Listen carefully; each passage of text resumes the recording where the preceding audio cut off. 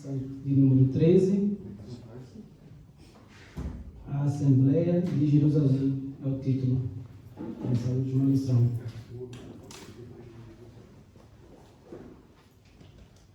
Glória a Deus. Vamos pedir ao Espírito Santo para que mais uma vez possamos sair daqui iluminados e fortalecidos para mais um culto ao Senhor, em nome de Jesus. Oremos. Senhor Deus e Pai, mais uma vez nos colocamos diante da Tua presença, meu Senhor, para Te pedir, meu Pai, que o Senhor mais uma vez esteja conosco, fique conosco, traz luz, nos encha do Teu Espírito, meu Senhor, para que possamos, ó Pai, aprendermos, ó Pai, um pouco mais a Tua Palavra e assim continuarmos, ó Pai, crescendo no conhecimento real, verdadeiro, Pai, da Tua Palavra, e para que possamos também, Senhor Jesus, não só aprender a entender a Tua Palavra, mas também a defender a Sua verdadeira Palavra, Senhor Jesus. Nos ajude e nos aproxime cada vez mais de Ti, como irmãos, como igreja do Senhor Jesus, que possamos crescer em comunhão. É isso que eu te peço em nome de Jesus. Amém. Glória a Deus. O texto áureo dessa lição está no livro de Atos, capítulo 15, os versos de número 28. Verso número 28. Atos dos Apóstolos, 15, verso 28. Vai dizer assim o texto, versículo: Na verdade, pareceu bem ao Espírito Santo e a nós não vos impor mais encargo algum, senão estas coisas necessárias. Novamente, na verdade, pareceu bem ao Espírito Santo e a nós não vos impor mais encargo algum, senão estas coisas necessárias. A verdade prática vai nos dizer, em sua essência, a igreja é tanto um organismo quanto uma organização, e como tal precisa seguir princípios e regras para funcionar plenamente. Novamente, em sua essência, a igreja é tanto um organismo quanto uma organização, e como tal precisa seguir princípios e regras para funcionar plenamente. Glória a Deus. Irmãos, eu gostaria que tivesse mais irmãos aqui conosco, mas eu gostaria de fazer uma observação, né, para nós nesse estudo bíblico. E junto com essa observação, antes eu queria ler um versículo que se encontra no livro de 2 Timóteo, segunda carta de Paulo a Timóteo, capítulo 2, verso 15. Capítulo 2, verso 15. E vai dizer assim: Procura apresentar-te a Deus aprovado, como um obreiro que não tem de que se envergonhar, que maneja bem a palavra da verdade. Então, o pedido que eu gostaria de estar fazendo para os irmãos, né, é para que os irmãos se esforcem para estarem com as suas Bíblias em mãos quando a gente estiver estudando aqui a escola bíblica, porque isso vai fazer com que nós tenhamos uma interação com as Escrituras e vai fazer com que nós estendamos essa interação na nossa casa, no trabalho, no intervalo do trabalho. E é muito importante, quando nós estivermos aqui falando, citando os textos, que os irmãos, todos os irmãos se esforcem para estarem com as suas Bíblias abertas e também folheando, manuseando bem, né? Como aqui foi orientado ao pastor Timóteo, né? E um outro versículo que eu gostaria também de estar lendo com os irmãos, para incentivar, é Tiago 1, Tiago capítulo 1, dos versos 22 ao 25, Tiago capítulo 1, os versos 22 a 25, vai dizer assim: sejam praticantes da palavra e não apenas ouvintes, enganando a vocês mesmos. Veja aqui, ele pede para que a igreja não seja apenas ouvintes, ou seja, sejam ouvintes, mas não apenas ouvintes, mas praticantes daquilo que você está ouvindo. Fazendo ligação com o que a gente leu em Timóteo, né? Manuseando também, ouvindo e pondo em prática. Sejam praticantes da palavra, verso 22. 23. Aquele que ouve a palavra, mas não a põe em prática, é semelhante a um homem que olha a sua face no espelho, verso 24. E depois de olhar para si mesmo, sai e logo esquece a sua aparência. Isso é o que acontece quando a gente vem para a escola bíblica ou vem para o culto e somente dá atenção nesse período. Você, quando sai da frente do espelho, você a sua presença sai da frente. Assim também é aquele que não tem essa prática de estar folheando as escrituras diariamente. Se você para, você esquece. Se você não pratica, você perde a conexão. Você não consegue mais identificar com facilidade os capítulos e os versículos. Mas o homem, versículo 25, é muito importante aqui, 25. Mas o homem que observa atentamente a lei, que traz liberdade e persevera na prática dessa lei, não esquecendo o que ouviu, mas praticando-a, será feliz naquilo que fizer. Ou seja, o Senhor traz uma promessa para nós. Se nós atentarmos para isso e aplicarmos, nós seremos felizes em tudo que a gente fizer. Olha só, que promessa maravilhosa. Se a gente dá ouvido a esses conselhos e põe em prática, nós seremos felizes naquilo que a gente fizer. Eu estava vendo a tradução no grego, né, nesse livro de Tiago, quando fala aqui, cadê? Verso 23, de permanecer, cadê? Sejam apenas praticantes, aquele que ouve a palavra, mas não a põe em prática, é semelhante ao homem que olha a sua face no espelho. E depois de olhar a si mesmo, sai e logo esquece a sua aparência. A observação aqui é em referente ao versículo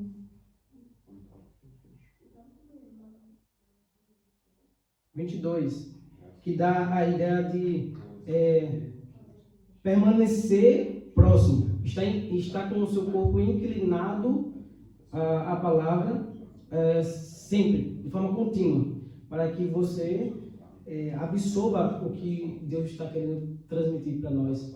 A todo momento que a gente estiver parando, seja numa escola bíblica ou na sua casa, o Espírito Santo de Deus ele vai te dar o discernimento se você estiver próximo, inclinado para ela.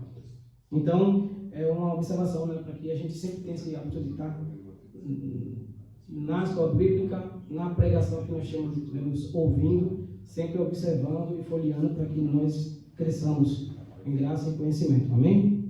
Então, vou ler aqui a introdução dessa lição, para depois a gente já ir aplicando a lição. A introdução dessa lição vai dizer assim: com essa lição, terminamos mais um trimestre de estudos sobre a Igreja de Jerusalém. Aqui veremos como a Igreja agiu para resolver seus conflitos de natureza doutrinária. Um grupo composto por fariseus convertidos à fé insistia que os gentios convertidos deveriam guardar a lei, especialmente o rito da circuncisão. No entendimento dos apóstolos, se isso fosse exigido, a salvação deixaria de ser totalmente pela graça, o que era inaceitável, devido à dimensão da questão e à sua importância para o futuro da igreja. Os líderes se reuniram em Jerusalém para buscar uma solução para o problema. Lucas deixa claro a decisão tomada pela igreja naquele momento foi guiado pelo Espírito Santo. É isso que veremos agora. Então, o que vai ficar claro aqui para nós, mais uma vez, principalmente nesse estudo, essa lição final, é que o Espírito Santo de Deus é quem conduz a igreja. É o Espírito Santo de Deus que conduz. Porque o problema estava aparecendo, mas eles estavam pregando. A gente vai voltar lá para, se a gente for lá voltar para Atos dos Apóstolos, capítulo 6, a gente já comentou algumas vezes que a igreja estava crescendo, né? Estava crescendo, e aí, o que foi que os apóstolos falaram? Alguém lembra? O que os apóstolos falaram quando a igreja começou a crescer? Que as viúvas começaram a ficar não tinham mais aquela atenção como no início. O que foi que os apóstolos falaram? Aí, quem puder abrir, já descobre aí. Atos 6, é o início Atos 6.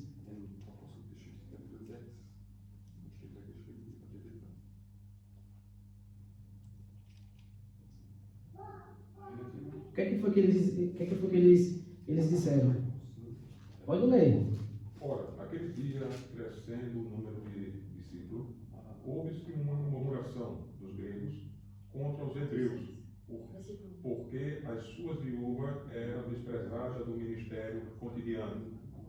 E os 12 convocados na multidão dos discípulos disseram: não é razoável que nós deixamos a palavra de Deus e sirvemos as mesas. Amém. Isso aí. Veja só o que eles disseram. Não é certo negligenciarmos o ministério da palavra de Deus. Veja que o Espírito Santo estava conduzindo esses homens. Os problemas apareceram, mas eles estavam muito conscientes. Não é certo que nós venhamos agir com negligência, ou seja, desprezando o nosso ministério, o ministério da palavra, porque foi uma ordem que Deus deu, proclamar o evangelho, ir por todo mundo, né? Pregar o evangelho a toda criatura, está lá em Mateus 28.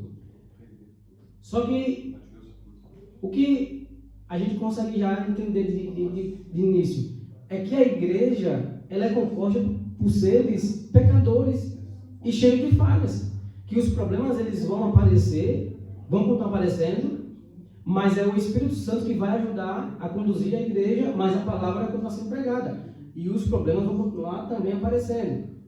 Porém, o que eles fizeram aqui? Na sequência, o verso 3. Irmãos, escolha entre vocês 7 homens de bom testemunho, cheios do Espírito e de sabedoria. Passemos a eles essa tarefa e nos dedicaremos à oração e ao ministério da palavra. Tal proposta agradou a todos, então escolheram Estevão, homem cheio de fé e do Espírito Santo. E aí mais os outros diáconos, né? E nós vamos ver que esses homens escolhidos foram direcionados por Deus, pelo Espírito Santo. E eram cheios do Espírito Santo de sabedoria. Mas o principal foco, que foi a estrutura ali, a base, tinha que estar concentrada na proclamação do Evangelho. É o que nós vamos enfrentar aqui, nesse processo que nós estamos enfrentando de crescimento. Porque eu venho sentindo isso, que nós estamos entrando num processo de romper as barreiras para começar a crescer. Só que da forma correta. Porque nós estamos deixando que o Espírito conduza nossas vidas, fazendo com que Ele seja o principal guia da igreja, né? O orientador. Porque sendo assim, nós não iremos ficar isentos de problemas, mas quando eles vierem, nós iremos agir rapidamente com o auxílio do Espírito Santo. E já entrando nessa questão do Espírito Santo, que é o tema sobre o qual nós vamos tratar muito aqui, João capítulo 14, verso 26, quem puder abrir e ler, e o outro abre João 16, 13, e o outro abre João 16, 7. Qual que é o primeiro? João 14, 26. Vai mostrar um dos papéis do Espírito Santo. O segundo, 16:13 e o terceiro, 16:7. 16:13 e 16:7. E 14:26. Isso. João. Pode ler. Mas o Consolador, o Espírito Santo, a quem o Pai enviará em meu nome, esse vos ensinará todas as coisas e vos fará lembrar de tudo o que vos tenho dito. Glória a Deus. Você vê, todas as coisas, tudo que você e eu precisarmos, o Espírito Santo vai ensinar tudo, exatamente tudo que a gente for passar aqui nessa vida, ou no ministério, ou na nossa vida cotidiana, é o Espírito Santo que vai nos conduzir e explicar todas as coisas. Então nós não estamos sozinhos, nós temos o auxílio do Espírito Santo. O outro, João 16:13. João 16:13. Mas quando vir aquele Espírito da verdade, ele vos guiará em toda a verdade, porque não falará de si mesmo, mas dirá tudo o que tiver ouvido e vos anunciará o que há de vir.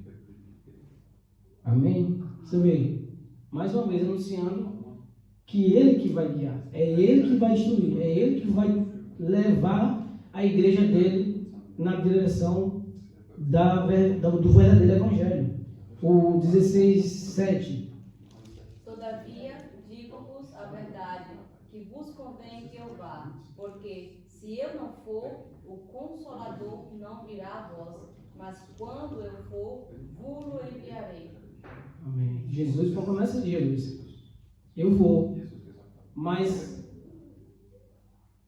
quando eu for, vocês não vão ficar sozinhos. Eu vou enviar um conselheiro, vou enviar um auxiliador. Mas para ele vir, eu tenho que ir.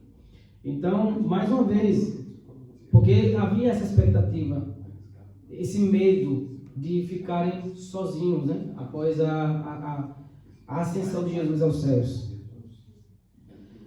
Vamos para o texto da lição da leitura bíblica em classe. Atos 15, do 22 ao 32.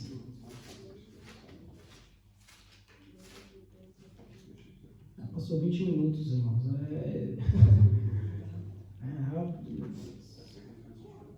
Atos 15, do 22 ao 32.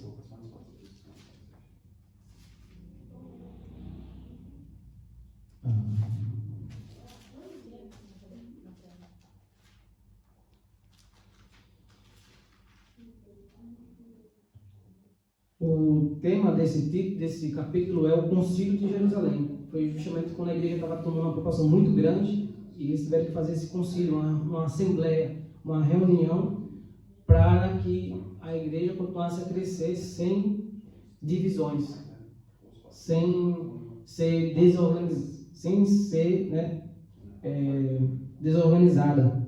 Como nós vimos na leitura inicial, que a igreja é um organismo vivo, mas também é uma organização. Ela é organizada. Ela é um organismo vivo porque ela se move por meio de Cristo Jesus. Nós somos os membros, ao qual Ele é o cabeça, conforme está lá em Efésios 4. Mas nós nos movemos de forma organizada. Vamos lá. Atos 15, do 22 a 32. Diz assim: Então pareceu bem aos apóstolos e aos anciãos, com toda a igreja, eleger varões dentre eles e enviá-los com Paulo e Barnabé a Antioquia, a saber, Judas, chamado Barsabás, e Silas, varões distintos entre os irmãos. Aqui eu já faço uma observação para os irmãos: quando tiverem na sua meditação diária, devocional, aprenda a ler de forma mais ampla o texto. Porque se a gente for aqui observar nesse primeiro versículo aqui que a gente leu, 22, nós vamos entender que foram eles que decidiram o que nós vamos ler na sequência. Vai entender que foram eles ali, os homens que decidiram as coisas. E nós vamos ver que não foram eles que decidiram por si próprios o que eles iriam fazer para organizar a igreja. Então, verso 23. E por intermédio deles escreveram o seguinte: os apóstolos e os anciãos e os irmãos aos irmãos dentre os gentios que estão em Antioquia, Síria e Sicília, saúde. 24, verso 24. Porquanto ouvimos que alguns que saíram dentre nós vos perturbaram com palavras e transtornaram a vossa alma, não lhes tendo nós dado mandamento. Ou seja, já explicando aqui esse 24, isso quer dizer que alguns dos fariseus que foram convertidos à fé cristã, eles eram extremistas. Ele continuava com esses três, mesmo sendo convertidos, eles trouxeram o extremismo para dentro da fé cristã. E eles queriam ali exigir para que os gentios também fossem circuncidados. E estava causando transtorno, porque os gentios não tinham esse costume. Só que assim, eles estavam colocando como mandamento, a qual Jesus não mudou. Então por isso está aqui entre parênteses, né? No verso 24, no final do verso 24, não lhes tendo nós dado o mandamento.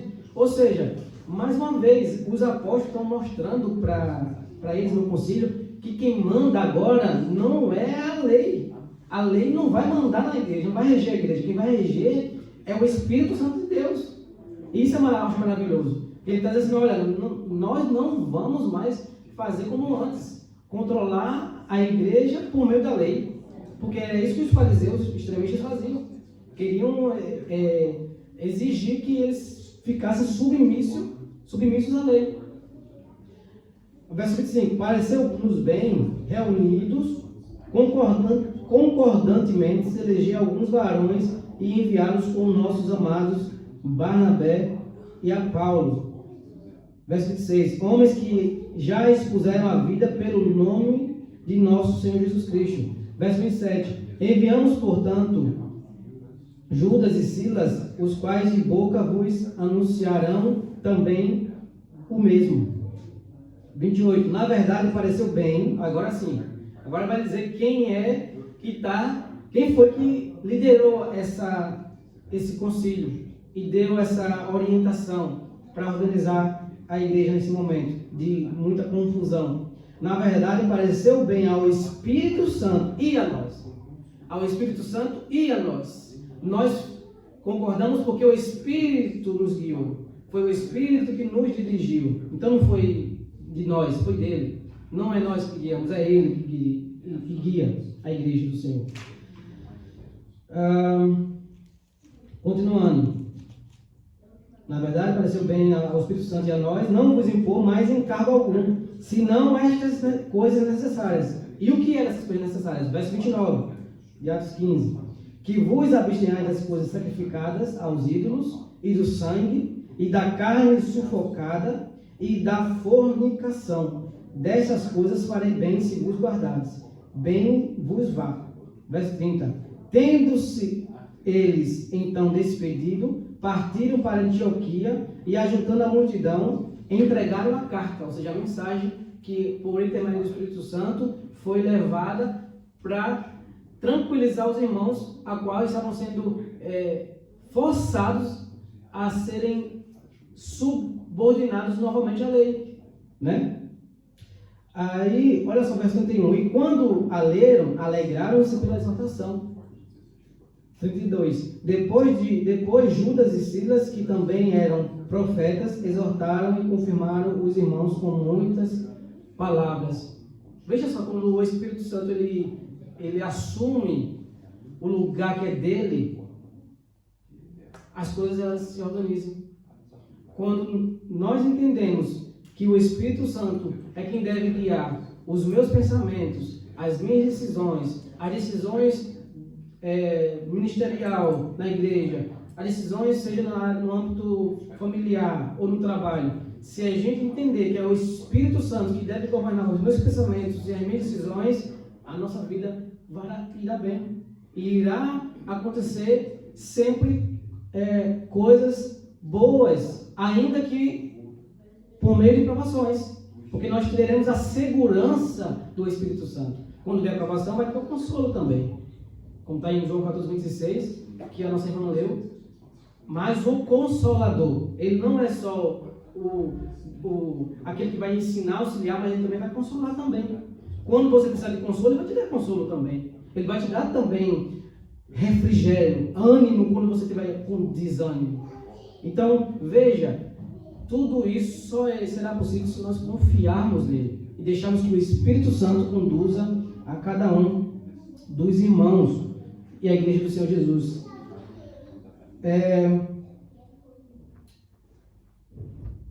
Eu gostaria que aqui os irmãos abrissem aí, alguns irmãos abrissem comigo Mateus 23, dos versos 1 ao 4. Eu quero deixar claro para os irmãos que Jesus Cristo, ele não era contra as sinagogas, contra o templo, a reunião dos templos, como infelizmente muitos estão atacando a igreja do Senhor hoje em dia, o grupo dos desigrejados, né, porque não querem mais congregar, porque estão culpando, usando o versículo falando que Deus não habita em templos feitos por mãos humanas, mas Deus realmente não habita em templos feitos por mãos humanas. Ele habita onde a igreja dele está. Ou seja, o Espírito Santo de Deus está aqui nesse momento porque o corpo dele está reunido aqui para aprender. Então, ele não era contra a reunião, nenhuma construção. Ele era contra os falsos ensinos. Ele era contra o comportamento incoerente. Aí a gente vai ver isso aqui agora. Aqui vai mostrar claro nesse texto o que Jesus realmente ele era contra. Que a igreja ela precisa ser valorizada. A reunião na comunidade, o encontro nos domingos ou nas sextas, nas quartas, como tem em muitas igrejas, principalmente na Assembleia de Deus, tem trabalhos todos os dias, seja ensaios de mulheres, jovens, crianças, estudo bíblico, culto de doutrina. Então, são muitos trabalhos durante a semana. E isso é importante. A gente ter um lugar, um espaço para nos encontrarmos. E Jesus, ele não era contra a reunião em lugares fechados. Alguém pode ler? Mateus 23, do 1 ao 4. Então falou Jesus à multidão e aos seus discípulos, dizendo: na cadeira de Moisés estão assentados escribas e fariseus.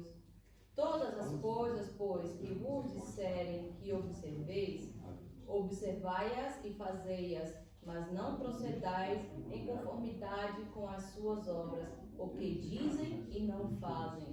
Pois atam fardos pesados e difíceis de suportar, e os põem aos ombros dos homens. Eles, porém, nem com seu dedo querem movê-los. Forte, né? Então Jesus disse à multidão e aos discípulos, verso 1, né? O 2, os mestres da lei e os fariseus se assentam na cadeira de Moisés. Olha o 3, ele está orientando aqui, ó. Obedeçam e façam tudo o que eles dizem a vocês. Ou seja, está dizendo, olha, o ensino deles são corretos, estão muito corretos, e obedeçam, ponham em prática. E isso, automaticamente, Jesus está fazendo uma afronta contra os que estão ensinando certo, mas fazendo errado. E aí ele vai falar na sequência: mas não façam o que eles fazem, pois não praticam o que pregam. Lembra que a gente leu no começo, Tiago? Portanto, irmãos, não sejam apenas ouvintes, porém praticantes, para que não enganeis a vós mesmos. Ou seja, não apenas. Por conta disso, você vê que aqui Jesus já está orientando a igreja a se organizar na sua vida, no seu modo de pensar, de estudar e de praticar, para que, quando começarmos a servi-lo, nós não demos causa de acusação. A gente não pode falar algo para um ímpio, ou corrigir um ímpio, quando nós, publicamente, estamos sendo observados pelos ímpios, que nós não estamos cumprindo o que nós estamos exortando para que ele não faça. E isso descredita a mensagem.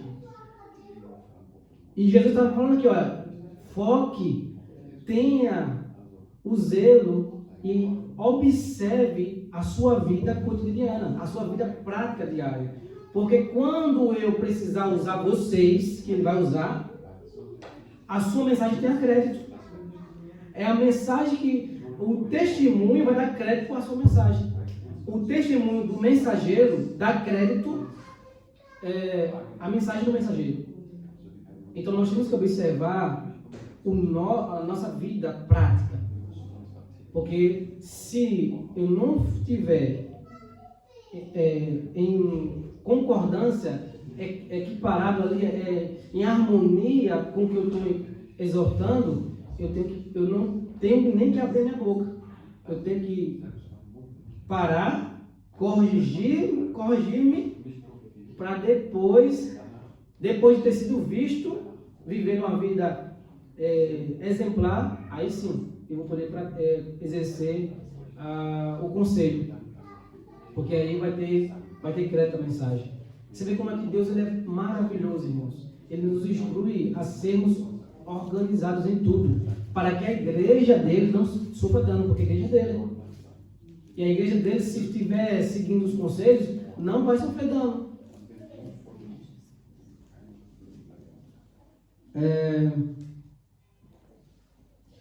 Eu botei aqui como observação, né, que o objetivo dos escribas e fariseus era serem todos mestres. Só que o Senhor, ele orienta o contrário. Ele não orienta para que todos queiram ser mestres. Veja o versículo 8. Olha o que diz aí, alguém pode ler o verso 8?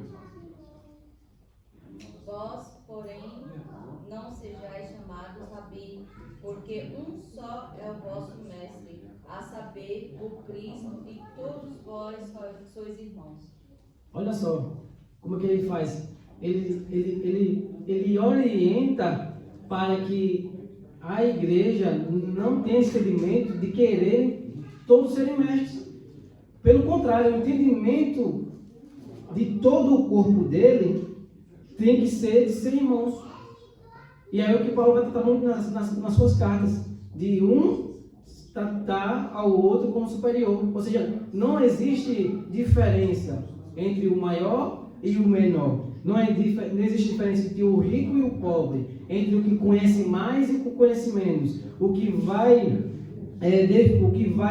definir que a pessoa é uma pessoa temente a Deus, obediente, é o comportamento dela, de obediência e saber que eu preciso querer aprender do Senhor e servir aos meus irmãos e tratar a todos como meus irmãos, independentemente do meu cargo no trabalho, ou público, ou na igreja. Porque o cargo ele só é para poder organizar a igreja, é para organizar esse organismo, né? Ele é para dar ordem, para colocar ordem na igreja dele. Então, o que vai importar é a função, é como nós estamos nos comportando diante da sua presença. Então, Jesus aqui estava combatendo com o que nós podemos dizer hoje em dia de religiosidade, né? A quais muitos entram por esse caminho. Na semana passada a gente comentou que teve esse grande crescimento de diversas linhas de evangelho, né? Que a gente falou sobre... Alguém lembra aí que a gente falou? Sobre a questão da honra, não foi? A questão da honra, a cultura da honra. A gente falou o que mais? Honrar os pastores, as lideranças, dignificar lideranças. Isso, dignificar a liderança. O individualismo também crescente nas igrejas, porque a forma de pregação, de fazer com que o homem vá alcançar o auge máximo aqui na terra, isso afasta a igreja. Isso vai fazendo cada um seguir o seu propósito pessoal, sendo que Jesus Cristo ele pega e une, e ele une a todos no mesmo propósito. Então, a gente falou um pouco na semana passada que a gente está lutando para proclamar o verdadeiro evangelho e desconstruir os falsos evangelhos. Então é uma luta muito dura, e também contra as obras malignas, né, das trevas. Então é uma luta muito grande que a gente enfrenta. Mas o Espírito Santo está aí para conduzir nossas vidas, para nos afastar de toda a maldade e nos colocar no caminho que Ele escolheu para nós. Eu separei aqui para a gente aprofundar nesse tema sobre a liderança do Espírito Santo, como foi visto aqui por nós em Atos 15, nesse primeiro concílio que houve ali para organizar. E graças a Deus que aqueles que estavam no Espírito, e aí é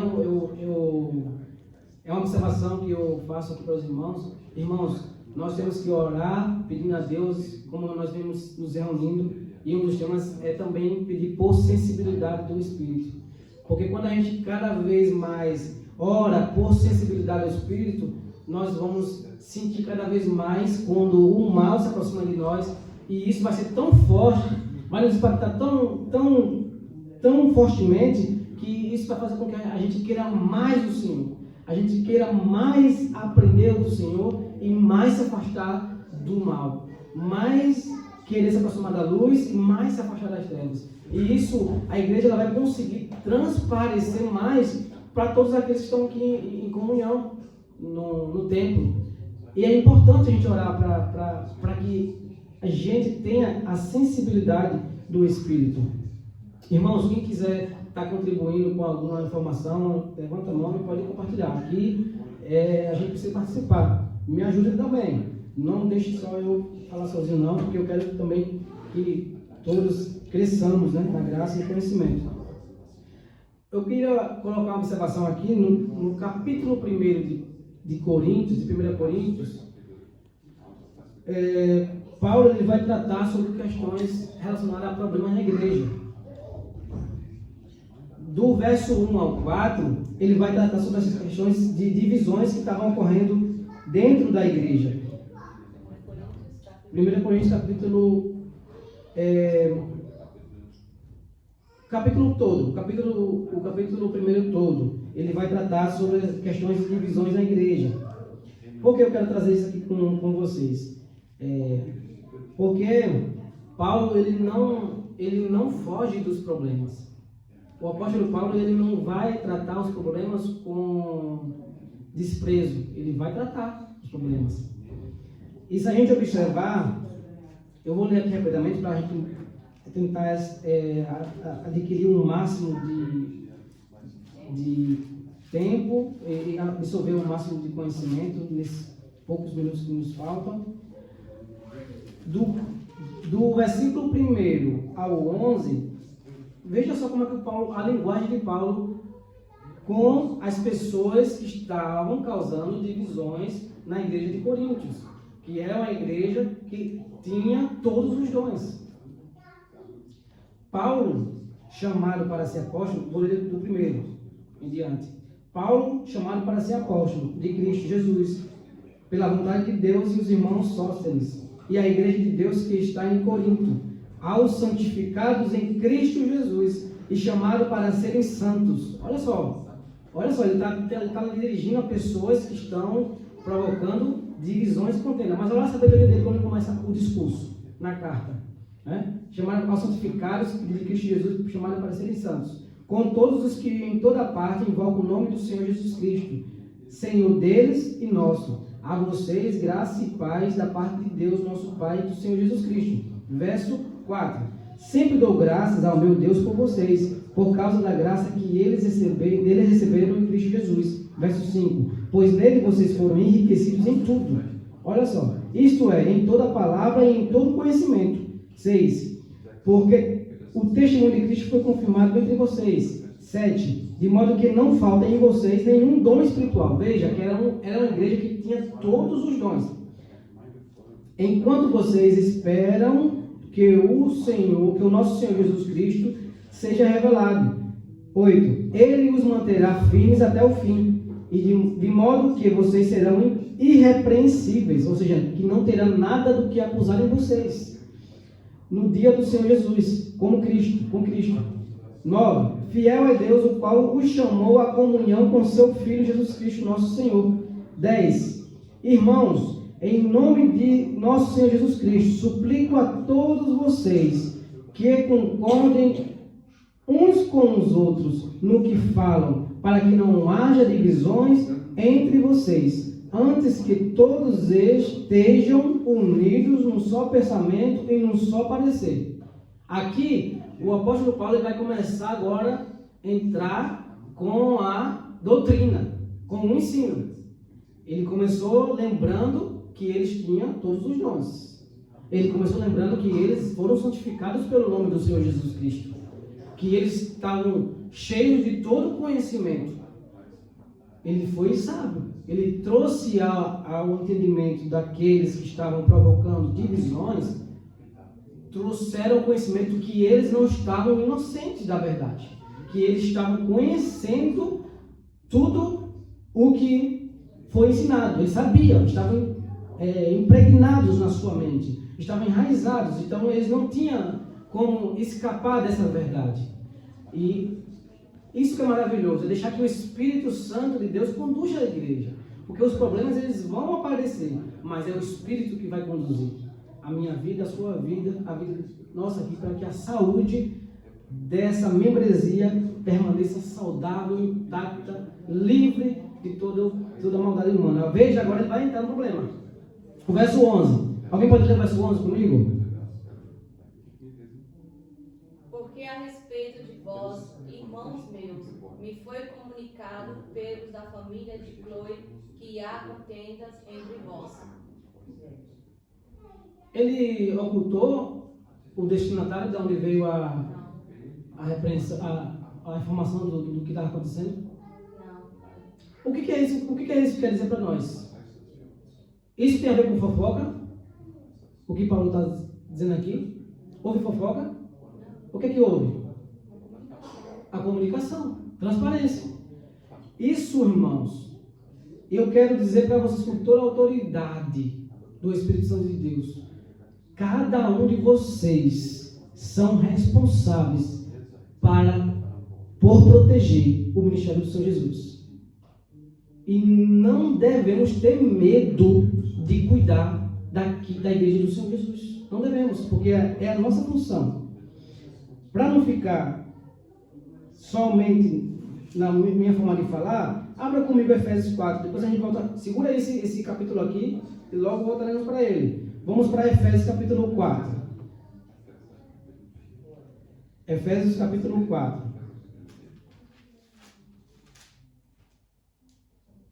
A igreja precisa de doutrina. A igreja precisa de ensino, que é isso que vai organizar e manter a igreja do Senhor Jesus forte, sadia. Diz assim, o versículo 3 e 4. Efésios capítulo 4, versos 3 e 4. Alguém quer ler comigo? Procurando guardar a unidade. Pode ler. Procurando guardar a unidade do Espírito pelos recursos da paz. Há um só corpo e um só Espírito, como também fosse chamado em um só esperança da vossa vocação. Amém. Olha só como é profundo isso. Façam 3, né? Façam todo o esforço para conservar a unidade do Espírito. Os fios estão todos conectados. Mas se um tiver defeito, tem que ser corrigido. Então, essa unidade precisa ser perfeita. Se houver mau contato, tem que ser reparado. E quem estiver perto tem que agir. Porque um membro, ele é responsável pelo outro. Se todos nós temos esse pensamento de que um membro ele precisa guardar a vida do outro, assim, protegendo, observando, para que a igreja sempre esteja saudável, eu não vou pensar 2 vezes em tomar providências. É o que o Paulo está fazendo. Ele expôs uma situação que estava correndo. Ele, olha, eu ouvi falar da casa da onde foi a casa, voltando para o de Chloe. Olha, versículo 11 primeiro com isso. Meus irmãos, fui informado por alguns da casa de Chloe. Ele disse o nome, estou dizendo o nome. Sabe o que é isso? Porque a Chloe, os da casa de Chloe, estão amando vocês. Em outra forma de falar, outra linguagem. Os da casa de Chloe estão amando essa igreja. Porque eles querem que a igreja continue sadia, saudável. Eles não estão falando por mal. É para salvar vocês. É para restaurar vocês. É para deixar vocês, para que vocês voltem para o que Jesus quer. Para que o Espírito Santo quer. Então, quando nós tomamos atitudes e enfrentar situações difíceis, é para salvar a pessoa. É para restaurar a vida da pessoa. É para trazê-la de volta para a luz. É a obrigação da igreja do Senhor. Não tenha medo. Agora seja sábio e haja na ousadia do Espírito, na direção do Espírito Santo de Deus. Olha o versículo 25, né? Alguém pode ler o versículo de Efésios 4? 25.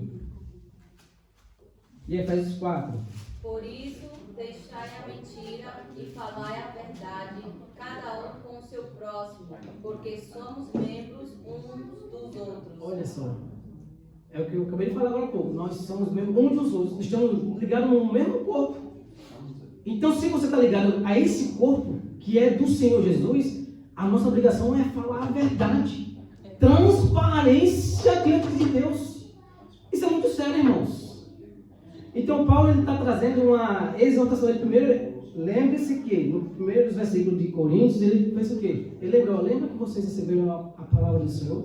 Lembra que vocês têm todos os dons? Vocês foram santificados por eles. Vocês têm todo o conhecimento. Aí depois ele trazendo o conhecimento de tudo aquilo que eles tinham, ou seja, Paulo fez com que eles refletissem. Vocês não são inocentes. Vocês não são inocentes. Vocês têm dom, todos os dons. Têm todo o conhecimento. Então não falta nada a vocês. Aí depois ele vem com a repreensão. O 16, esse Efésios, o 16, do verso 4 de Efésios. Do capítulo 4 de Efésios. Do qual todo o corpo bem ajustado e ligado pelo auxílio de todas as juntas, segundo a justa operação de cada parte, faz o aumento do corpo para sua edificação em amor. Todas as juntas, cada irmão tem uma função na igreja. E o auxílio dela vai fazer com que, olha o final novamente. Faz o aumento do corpo. O aumento do corpo. Você sabe quando a igreja vai crescer? Quando cada um entender o seu papel e fazer. E botar em prática. A igreja vai crescer. Vai crescer saudável, irmãos. Porque assim, é uma coisa que nós temos muito vistos aí, por aí afora.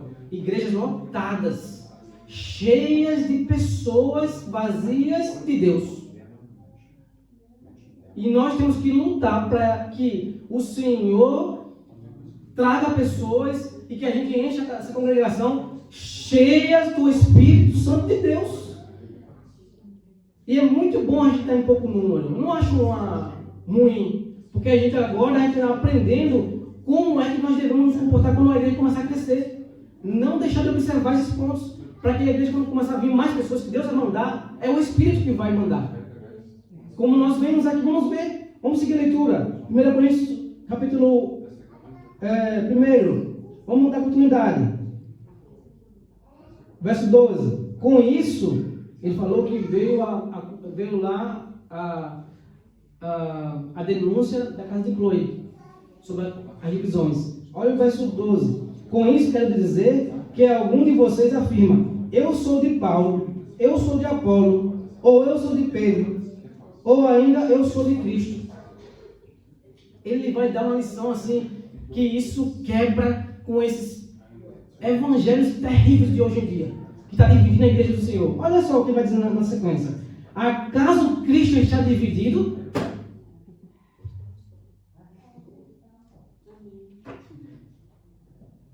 Irmãos, não tem como você não sentir a presença de Deus nesse sermão, não, irmãos. Porque vocês estão divididos.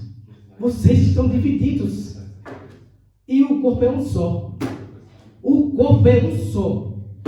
Paulo, Apolo, Pedro, todos são de Cristo. Ninguém é melhor do que ninguém. Meu irmão, se a gente não entender essa verdade aqui, botar em prática, irmãos, e sermos pessoas melhores, Eu não sei mais o que Jesus tem que fazer para nos alertar e nos fazer um cristão melhor. E o evangelho de hoje está afastando os irmãos uns dos outros. Está colocando cada um por si, nos seus egoísmos, nas suas lutas para construir seus castelos, a qual Deus não orientou. Aleluia, Jesus. Ao 13. Acaso Cristo está dividido? Foi Paulo crucificado em favor de vocês? Olha só, enquanto não foi Paulo, foi eu. Eu fui crucificado por vocês? Para vocês estarem idolatrando? Idolatria é pecado, irmãos. Tem muitas pessoas sofrendo idolatria dentro da igreja. Pastores sendo idolatrados, venerados por irmãos. Que é isso? Isso não pode haver. Idolatria a pastores, a líderes, a cantores. Pessoas que vão para shows para venerar o artista. E aí ainda fazem questão de fazerem vídeos para divulgar a igreja, dizendo assim, quem você quer ver hoje? Aí eles dizem, não, eu quero ver fulano. Ah, não, eu vim por ciclano. Ah, eu vim por ciclano. Perderam totalmente o temor a Deus. Estão buscando a ídolos, homens, pó e cinza. Continuando, verso 14. Olha só o que ele vai dizer. Dou graças a Deus por não ter batizado nenhum de vocês. Isso aqui é uma lição assim, de morar para eles. Assim, porque ele tá dizendo, eu agradeço a Deus porque eu não batizei vocês, porque isso é uma vergonha. Paulo estava envergonhado com esse povo. Você vê que nos primeiros versículos do 1 ao 10, eles falou que eles tinham tudo, todos os dons, vocês tinham tudo, tem a verdade, conhecimento, tem tudo, mas vocês estão se comportando como incrédulos, pagãos. Dou graças a Deus porque não foram ter batizado nenhum de vocês, exceto Crispo e Gaio. 15. De modo que ninguém pode dizer que foi batizado em meu nome. Verso 16. Batizei também os da casa de Estéfanas, além desses, não me lembro se batizei alguém mais. Olha o 17. Pois Cristo não me enviou para batizar, mas para pregar o Evangelho, não porém com palavras de sabedoria humana, para que a cruz de Cristo não seja esvaziada. Estão esvaziando a cruz, irmãos. Estão perdendo o sentido da cruz de Cristo. Perderam o sentido de cultuar a Deus. Não sabem mais por que estão cultuando. Estão indo para a igreja para cultuar a si mesmo, aos seus objetivos pessoais. E isso não é de Deus. Olha o que ele vai dizer no 18. Pois a mensagem da cruz é loucura para os que estão perecendo, mas para nós que estamos sendo salvos é poder de Deus. Aleluia, Jesus. Pois está escrito, destruirei a sabedoria dos sábios e rejeitarei a inteligência dos inteligentes. Vale a pena procurar ser mestre nesse mundo? Vale a pena querer ser mestre de si mesmo? Eu acho que aqui fica claro que não, irmãos. Então,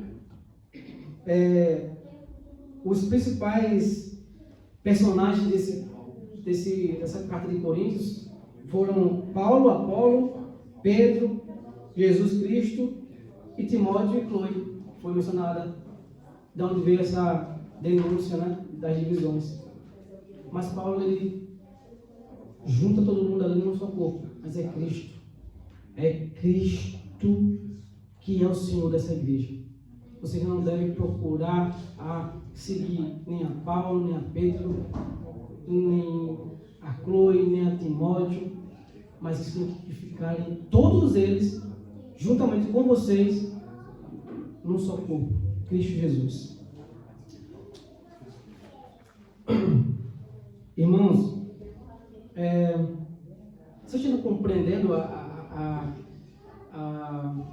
o perigo desses falsos evangelhos que estão sendo pregados aí fora? Nós precisamos voltar a nos comprometermos de novo com a verdade das Escrituras, a doutrina de Deus, a doutrina que Ele deixou para nós. Se a partir de agora, cada um de nós nos dedicarmos para aprendermos o que Deus quer que nós façamos, a igreja vai estar voltando a caminhar novamente em segurança. Porque quando vier alguém fora da direção de Deus, fora da direção do Espírito Santo, que é Ele que está guiando a igreja do Senhor, é Ele que está guiando essa igreja, a gente vai defender a fé. Vai dizer, não, aqui não. Porque é o Espírito Santo que conduz a nossa casa. É o Espírito Santo que conduz a minha família. É o Espírito Santo que conduz a igreja a qual eu congrego. Nós não fazemos por vanglória, ou por querer ser melhor que ninguém. Porque ninguém aqui está sendo ensinado a ser melhor que ninguém. Pelo contrário, a ser servos uns dos outros. A servir uns aos outros em amor. E aí Deus ele vai dar o crescimento. No mesmo capítulo de Coríntios, que vai falar, acho que é o 3, né? Fala assim que Paulo plantou, Apolo plantou, Paulo regou, mas Deus é quem deu o crescimento. É o 3, né? 1 Coríntios 3. Então Paulo ele vai ali organizar a igreja do Senhor, levando, olha, vocês estão fazendo muitas coisas erradas. Está havendo muita divisão entre vocês. E isso não foi isso que eu ensinei. Não foi isso que Jesus Cristo me ensinou e eu, em consequência, ensinei a vocês. Portanto, corrijam isso. Então, nós temos que olhar, meus irmãos, o que nós estamos ouvindo. Temos que analisar o que nós estamos ouvindo, o que nós temos nos alimentado. Olha comigo rapidamente Ezequiel 34.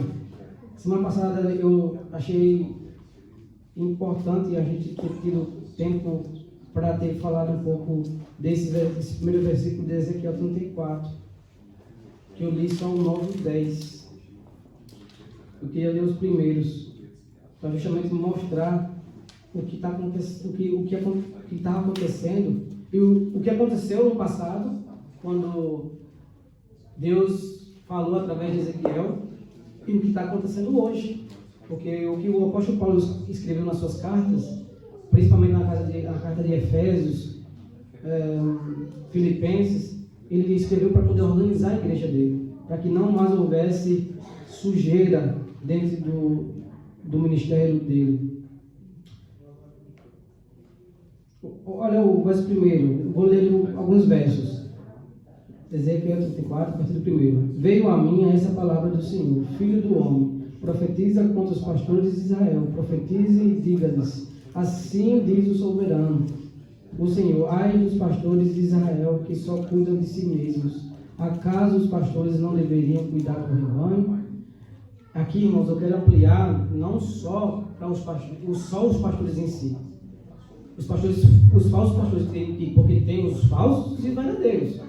Graças a Deus estamos numa igreja que é bíblica, que preserva as Sagradas Escrituras, a sã doutrina. Mas estou falando aqui não só de pastores, mas de líderes também ministeriais, de cantores, de missionários, presbíteros, todos aqueles que são falsos. Ai dos pastores de Israel que só cuidam de si mesmo. Acaso os pastores não deveriam cuidar do rebanho? Vocês comem a coalhada, vestem-se de lã e abatem os melhores animais, mas não tomam conta do rebanho. Versículo 4. Vocês não fortaleceram a fraca, nem curaram a doente, nem enfaixaram a ferida. Vocês não trouxeram de volta as desviadas, nem procuraram as perdidas. Não está assim a casa do Senhor? Cada um procurando o seu trabalho, as suas riquezas, e aí você vê o irmão do lado perecendo, sofrendo, precisando de oração, precisando de conselho, de instrução, e não estão olhando mais para um para os outros. E aí eu estendo, é como eu repito, não é só os pastores, é obreiros, missionários, cantores, membros, porque se é membro também é salvo. Se você está no corpo de Cristo, você se considera como membro, você é salvo. Você tem a obrigação, como membro, de cuidar do seu irmão. Então, se você vê o seu irmão perecendo e você está procurando mais agradar a si mesmo e satisfazer as suas vontades e não ajuda nem comunicando aos outros irmãos para que a igreja se reúna para ajudar essa ovelha que está fraca, aqui é acusação. E está acontecendo isso na igreja do Senhor. As igrejas estão cheias de pessoas cheias de si mesmo, vazias do Espírito Santo. O que é que o apóstolo Paulo vai dizer para nós? Efésios 5, 18. Alguém pode ler rapidamente? Efésios 5, 18.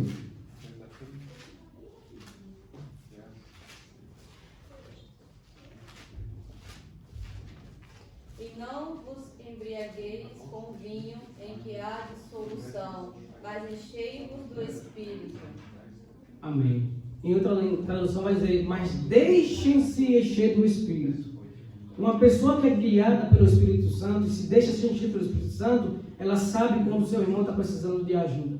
Se ela não tiver condições, ela vai clamar e vai chamar a assembleia para poder a gente ajudar a igreja. E não deixar ela abandonada, como nós estamos vendo aqui, a acusação em Ezequiel 34. Que as ovelhas estavam saindo feridas e estavam sendo desgarradas. Não estava tendo cuidado, não estava tendo zelo, porque não tinha pastor. Tinha uma referência de uma pessoa lá que tinha o nome de pastor, mas não cuidava.